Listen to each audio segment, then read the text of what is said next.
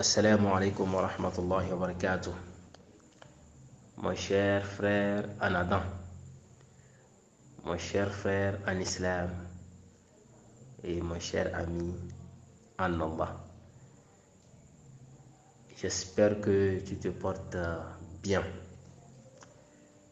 et j'espère que la nuit de noces aussi s'est bien passée.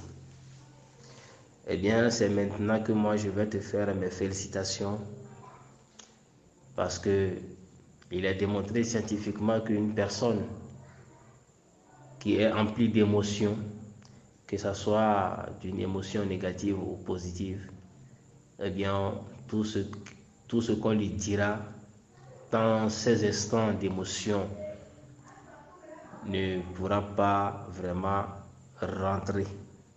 C'est-à-dire que la personne ne pourra pas bien cerner cela. Alors c'est pour cela que j'ai laissé quelques jours pour que tu puisses savourer ton moment de gloire, ton moment d'extase, pour que après je puisse te parler tranquillement. Eh bien, la chose, d'abord, toutes mes félicitations, barakallahu lak, wa baraka alayk, wa jama'a bainakuma fi khayr. Qu'Allah subhanahu wa ta'ala vous unit dans le bien et qu'il vous bénisse avec des enfants pieux et qu'il fasse que vous soyez un bien l'un pour l'autre. Après cela, je n'ai que 2 conseils à te donner, ou peut-être 3. Le premier conseil, c'est d'avoir la patience. Avec la femme, il faut être patient.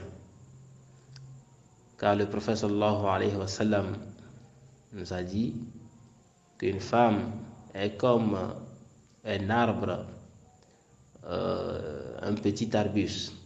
Lorsque tu veux trop la redresser, elle va se casser. Et lorsque tu veux trop aussi la dorloter, tu veux la laisser trop, eh bien, elle va se courber. Donc, avec la femme, il faut avoir une attitude de juste milieu. Il ne faut pas être trop sévère, ni trop mou, trop doux. Deuxième conseil, il faut être auprès de ta femme comme un lion et non comme un chien. Tu m'excuses les termes. Parce que le lion, lorsque le lion est avec sa femme ou bien avec ses proches, il est tellement doux, tellement attentionné, tellement protecteur. Mais lorsqu'il sort, il devient féroce. Eh bien, c'est comme ça que l'homme doit être avec sa femme. C'est-à-dire que lorsque tu rentres à la maison, tu es à la maison avec ta femme doit te voir doux, attentionné. Elle doit se sentir en sécurité avec toi. Elle ne doit pas avoir peur. Elle ne doit pas être stressée. Elle doit se sentir apaisée, en sécurité avec toi. Mais lorsque tu sors au dehors, eh bien, tu dois être rude. Tu dois être dur avec tous les autres pour garder la rectitude. Mais pour certains hommes, ils se comportent comme un chien. Tu vois un chien, lorsque tu t'approches d'un chien, il commence par aboyer. Il aboie avec toutes ses forces. Mais en réalité, lorsque tu as le courage de l'affronter, il prend la fuite. Il prend la fuite tout simplement. Eh bien, ne sois pas comme ces gens d'hommes qui, à la maison, va crier, va terroriser les gens, va stresser les gens. Mais alors, quand il sort au dehors, il n'arrive pas à affronter les autres. Il n'arrive pas à affronter ceux qui sont au dehors. Mais quand il rentre à la maison, il effraie les gens. Non, ça c'est l'attitude d'un chien. Eh bien, ne sois pas ainsi.